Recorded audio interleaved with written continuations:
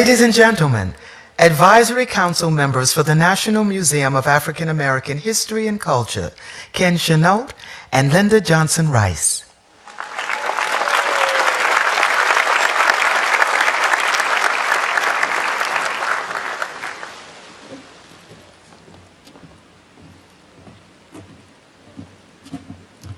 This is a glorious day. On a personal level, I think I feel like many people here. I think of my parents, I think of my ancestors, I think of the Chenaults and Quicks, and they are more at peace today.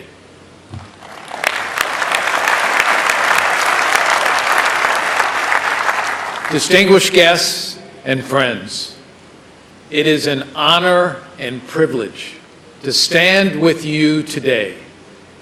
Like everyone who served on the Advisory Council, I feel a great sense of pride when I look at this magnificent building and when I think about what it represents. To everyone at the Smithsonian, to Lonnie Bunch and his terrific team, I thank you for bringing this dream to reality.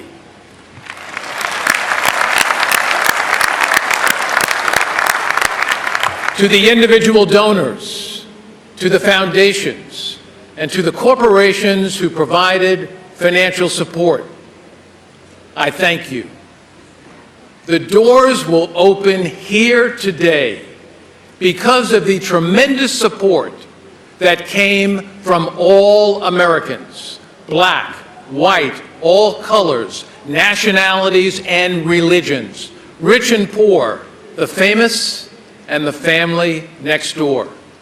Our calls for help was answered by so many because so many believed that this could be a museum for all Americans, and you will not be disappointed. It captures, by definition, the history and culture of African Americans.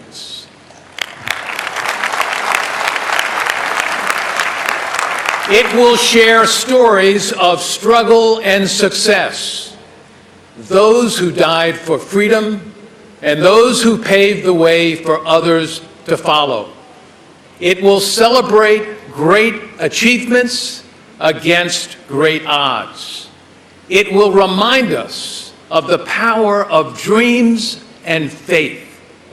It will caution us that more work lies ahead and that the road will not be an easy one.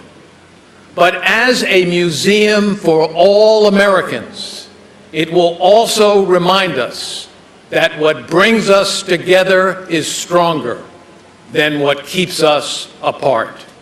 Thank you.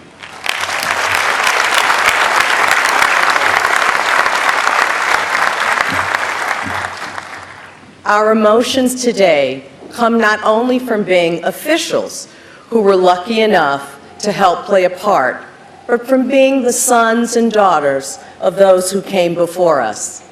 We've come to thank our brave ancestors who are inside this museum, and in a more personal way, to thank our own families whose courage and tenacity set us on our way. My father, John H. Johnson, left Arkansas because there was no high school education and few opportunities for him or for his mother. They moved to Chicago, where he was teased for his raggedy clothes, but his mind was ablaze with new ideas, such as, if white readers loved Life magazine, wouldn't black readers like to read something about their own lives and aspirations? Together with my mother, Eunice W. Johnson, they went on to create the most successful magazines devoted to black life, Ebony and Jet. They allowed us to see ourselves in ways we never had before, to make us proud of who we are, what we've done, and can do. They reflected a full cross-section of Black America, delivered by our best thinkers, trendsetters, activists, celebrities, and next-generation leaders. More than just magazines, they ignited conversation and became a catalyst for progress and pride. I am overwhelmed by what is happening here on the avenues of history. This strong, magnificent building, and within it, not just our stories of our struggles and our challenges, but of the decades, really the centuries of African American contributions from all walks of life. Today is a chance for me to share with my daughter and your families the rich legacy we all come from that has left a glorious imprint on the culture of America and on the world. Thank you.